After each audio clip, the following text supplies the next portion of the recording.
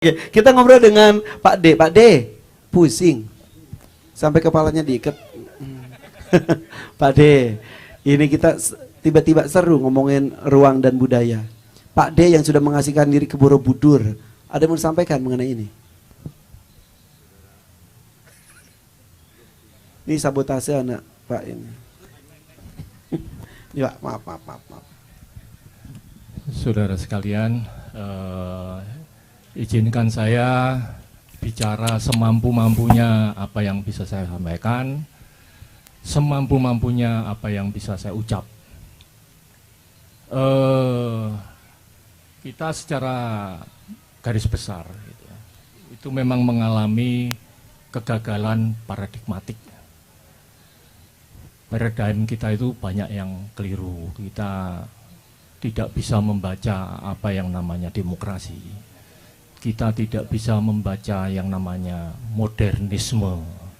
Kita tidak mampu membaca secara baik apa yang disebut percepatan, apa yang disebut globalisasi, dan seterusnya, dan seterusnya.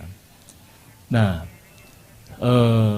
ini sebetulnya simpulan akhir saja dari apa yang disampaikan oleh beliau-beliau tadi, gitu. Dan sebetulnya tidak perlu lagi dipanjang lebar, gitu, karena simpulannya hanya itu, gitu. Yang lain sudah disampaikan oleh beliau-beliau ini. Tapi izinkanlah, saya punya waktu kira-kira 10-12 menit ya.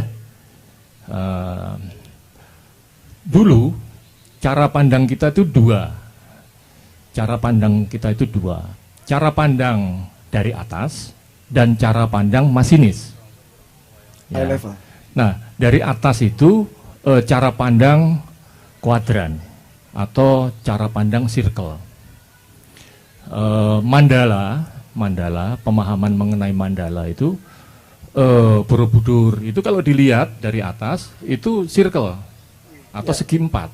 Gitu. Tapi kalau dilihat secara perspektif masinis, gitu kan, juru mudi, gitu kan, itu segitiga. Ya, betul. Nah, jadi dulu orang itu bisa melihat luas seperti burung, dilihat dari atas, gitu kan, tapi juga bisa melaksanakan langkah demi langkah secara baik, karena dilihatnya perspektif eye level. Ya. Nah, tadi mengenai mata air, jauh sebelum era Hindu-Buddha, kita mengenal istilah Segoro Giri atau Girigoro. Apa itu? Segoro Giri itu, segara itu laut atau air, giri itu gunung. Nah, merujuk hipotesanya Arya Santos segala macam ya. Nah, itu konon gitu, peradaban awal itu dibentuk oleh munculnya gejolak yang ada di gunung dan laut. Dari gunung misalnya Tambora, terus kemudian Tomohon, terus kemudian ada lagi di apa itu namanya, NTT itu apa? Ya Tambora ya, Tomohon segala macam itu, terus kemudian melahirkan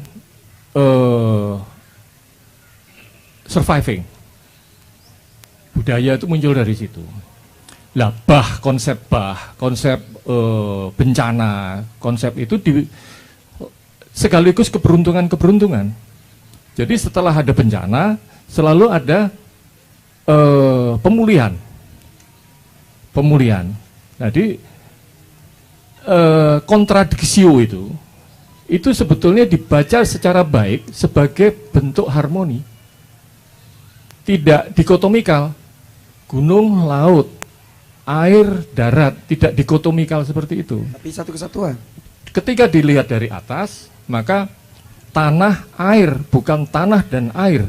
Cara baca tanah dan air itu cara pandang masinis, teknikal. Tapi cara pandang spiritual, cara pandang holistik itu tanah air. Bukan tanah dan air. Bukan tanah dan air. Tidak ada pemisah. Bukan. Tapi ada gradasi tadi yang tadi. Betul. Tanah dan air berarti material itu, tapi tanah, air, segara kiri, gunung, laut itu sebutan-sebutan kultural, sebutan-sebutan non fisik. Oke. Fisik hanya tengara. Bukan ini tanah dan segelas air, Bukan. tapi sudah menjadi tanah air. Nah, untuk itu masyarakat dulu itu merayakan hidup itu berdasarkan desa Kalapatranya itu. Desa itu di mana aku tinggal, kala itu kapan, dan patra itu hukum Allah, hukum Tuhan, siang malam, laki perempuan, gunung laut, itu dianggap sebagai keniscayaan yang tidak bisa, keniscayaan hidup yang tidak bisa dielak. Nah, ketika sudah mulai eksploitasi, bukan berarti dulu tidak ada. Gunung itu dibagi menjadi ruang ekonomi. Tetap yang namanya atas, kalau dilihat dari kacamata kacamata masinis gitu, paling atas itu ranahnya dewa-dewa, ranahnya Tuhan, ranahnya suci, itu ranah kesucian, tidak boleh disentuh. Maka di sana ada larangan-larangan, dibuat larangan-larangan supaya orang tidak sembrono gitu kan. Nah, baru di bawahnya ada belt, itu hutan larangan. Ya. Di situ lelembut segala macam, di situ ada hantu, ada disebutnya begitu, ada hantu, ada singa, ada raja, bukan raja singa tadi, sorry. Jadi, beda lagi. segala macam lelembut itu yang plasma nuktah segala macam terlindungi dengan baik karena ada di belt hutan larangan. Baru di bawahnya wilayah horti, wilayah perkebunan. Di bawahnya lagi ada wilayah pangan.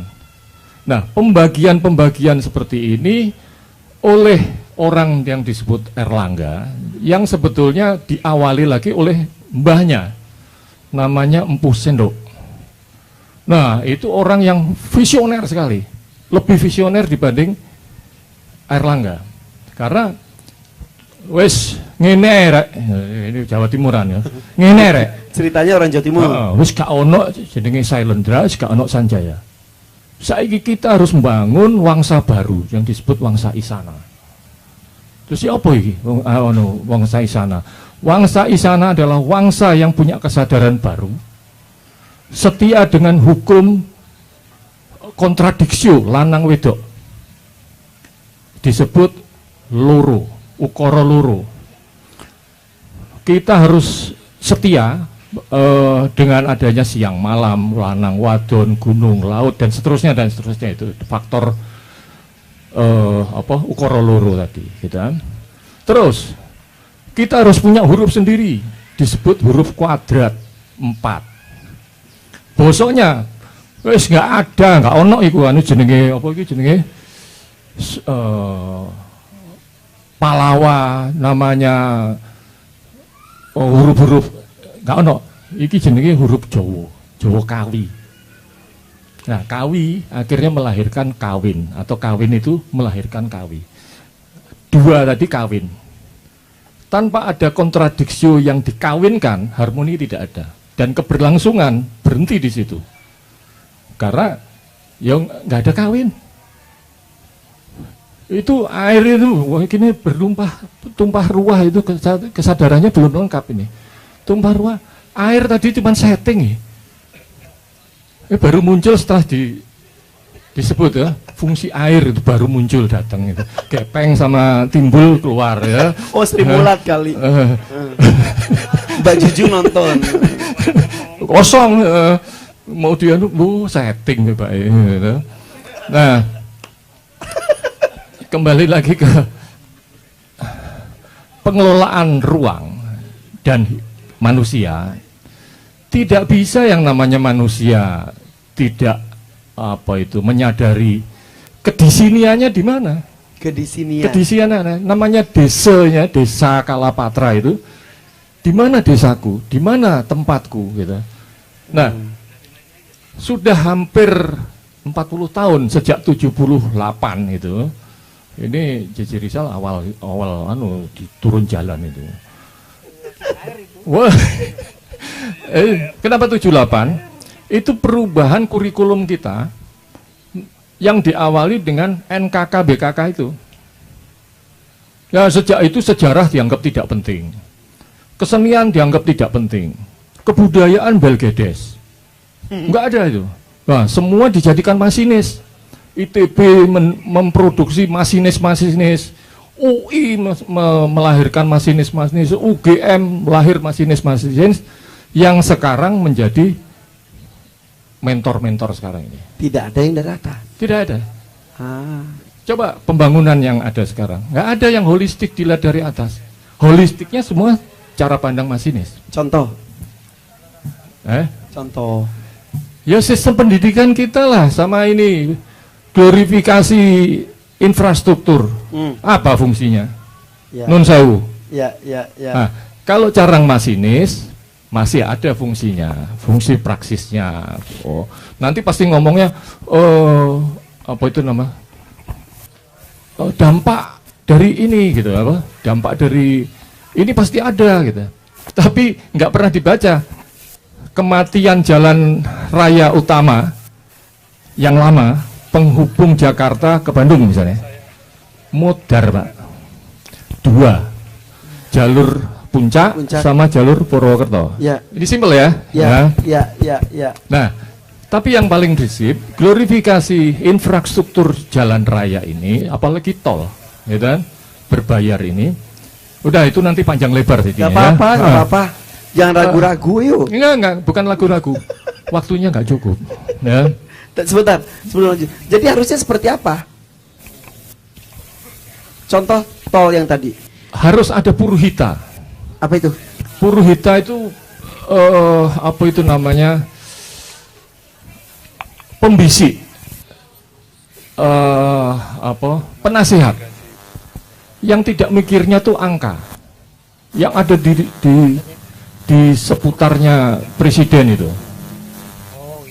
Iya, Pak Jokowi itu seharusnya dikelilingi orang-orang kayak saya sebut aja lah, misalnya Gunawan Muhammad, Manyi Suseno, gitu-gitu ya. Orang kayak gitu-gitu termasuk ya yang kelasnya ndek-ndekan kayak Heri gitu kan. Ya kelas di bawah lagi lah itu. Ya kayak saya itu nggak kehitung gitu. Udah banyak lah jumlahnya kayak banyak kayak gitu. Nah, tanpa adanya itu cara pandang tadi, glorifikasi darat terlalu meriah dibanding tol laut yang kemarin disebut-sebut dan seterusnya. Saya menutup aja, saudara-saudara sekalian, apa yang disebut Nusantara? Nusantara adalah satu kawasan, bukan tempat. Satu kawasan hidup di mana laut dan daratnya seimbang. Di mana gunung dan laut menjadi inspirasi, sumber inspirasi spiritualitas kebudayaan bangsanya.